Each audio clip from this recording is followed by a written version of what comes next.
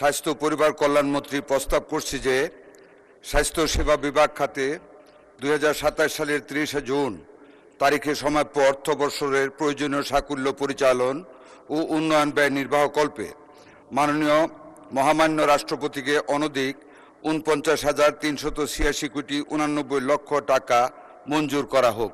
আপনাকে ধন্যবাদ মাননীয় স্পিকার। মাননীয় স্পিকার, আমাদের স্বাস্থ্য খাতের জন্য 49,386 কোটি 89 লক্ষ টাকা মঞ্জুরের জন্য প্রস্তাব রাখা হয়েছে।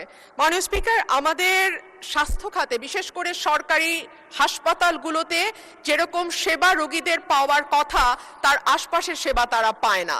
ডাক্তারের অনুপস্থিতি, পরিবেশগতভাবে অস্বাস্থ্যকর পরিবেশ এবং যেই ওষুধগুলো তাদের বিনামূল্যে পাওয়ার কথা সেই ওষুধগুলো অনেক সময় তাদেরকে বিনামূল্যে দেয়া হয় না এবং প্রতিটি সরকারি হাসপাতালে বিশেষ করে জেলা উপজেলা পর্যায়ে যে হাসপাতাল বা স্বাস্থ্য কেন্দ্রগুলো আছে মাননীয় স্পিকার, সেখানে আমরা লক্ষ্য করি যে প্রাইভেট ক্লিনিকগুলোর এক ধরনের দৌরাত্ম্য সরকারি স্বাস্থ্য কেন্দ্রগুলোতে থাকে।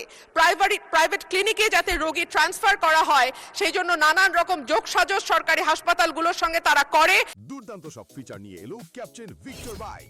এতে রয়েছে শক্তিশালী রিচার্জেবল ব্যাটারি, ব্লুটুথ এবং exciting music. Captain Victor bike, আনন্দে বাড়ুক শৈশব। মাননীয় স্পিকার স্যার, আপনাকে অনেক ধন্যবাদ।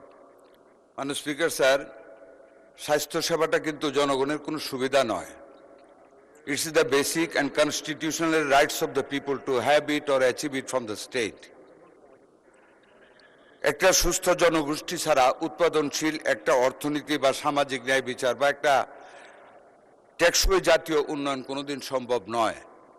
সেই কারণে স্বাস্থ্য খাতের ব্যয়কে ব্যয় হিসাবে না দেখে মাননীয় স্পিকার, এটাকে একটা দেশের বৃহত্তর জনগোষ্ঠীকে সংঘবদ্ধ সুস্বাস্থ্য দান করে একটা সুন্দর সমৃদ্ধশীল জাতি গঠনের ব্যয় হিসাবে গ্রহণ করাই আমাদের সবার সমীচীন। আমরা বিবেচনা করি সবারই একইভাবে বিবেচনা করা উচিত।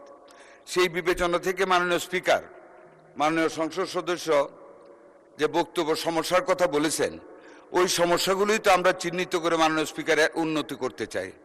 আর উন্নতি করতে হলে 1টি টাকা মাননীয় স্পিকার তো ফকিরের ভিক্ষা। এই 1টি টাকা দিয়ে কি হবে? আমি আশা করেছিলাম উনি পোশাক বদলে এসেছেন যে অনেক টাকা আরো বেশি দিতে বলবেন আমাদেরকে মাননীয় স্পিকার। যাই হোক মাননীয় স্পিকার, স্বাস্থ্য খাতে আমরা বহুবিধ পদক্ষেপ গ্রহণ করেছি। প্রত্যেকটা উপজেলা লেভেলের হাসপাতাল 50 থেকে 100 শয্যা করা হবে, 1 লক্ষ কর্মী নিয়োগ করা হবে, কিডনি অ্যানালাইসিস সহ অনেকগুলি খাতে উন্নয়ন করা হবে। অনেক টাকার প্রয়োজন।